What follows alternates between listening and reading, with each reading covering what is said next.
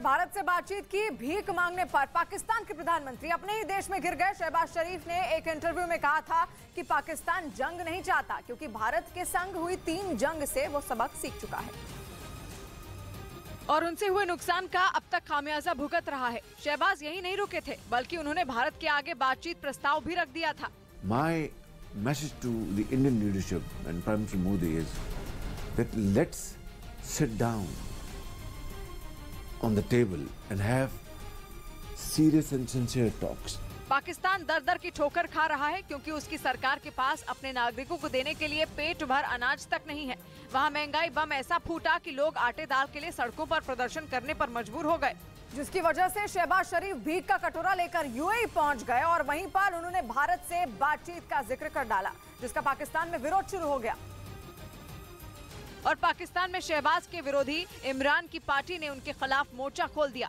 PTI नेताओं ने शहबाज के भारत से बातचीत की भीख मांगने को पाकिस्तान की नीति के खिलाफ बताया, जिसके बाद शहबाज का इतना विरोध हुआ कि पाकिस्तान के पीएमओ को सफाई देनी पड़ी और बयान जारी किया गया कि शहबाज की बात का गलत मतलब निकाला गया।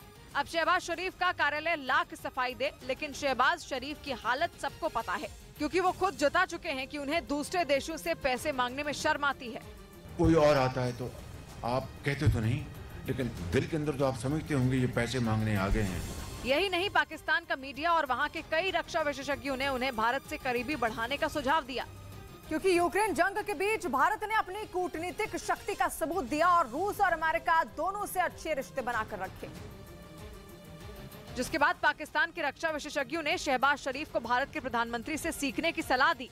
माना जा रहा है कि शहबाज शरीफ के सुर इसलिए बदले, लेकिन जैसे ही उन्होंने अपना सुर बदला, विपक्ष ने उन पर हमला बोला और शहबाज शरीफ की नीतियों पर उंगली उठा दी। यानी पाकिस्तान कंगाल होने की कगार पर खड़ा है, लेकिन उसके नेताओं को अकल नहीं आई, या यूं कहें कि रस्सी जल गई मगर बल नहीं गया।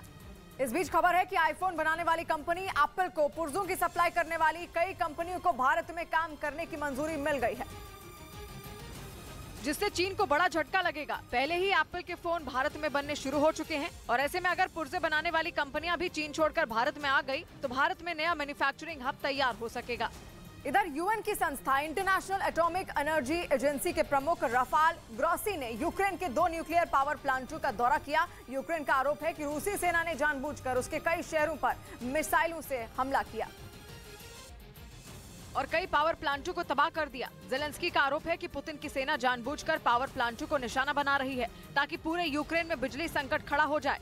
लेकिन जेलेंस्की की परेशानी तब और बढ़ गई जब पुतिन ने न्यूक्लियर पावर प्लांटों को भी निशाने पर ले लिया। इसी बीच इंटरनेशनल एटॉमिक एनर्जी एजेंसी के प्रमुख राफाल ग्रॉसी ने यूक्रेन के 2 शहरों में मौजूद न्यूक्लियर पावर प्लांट का जायजा लिया।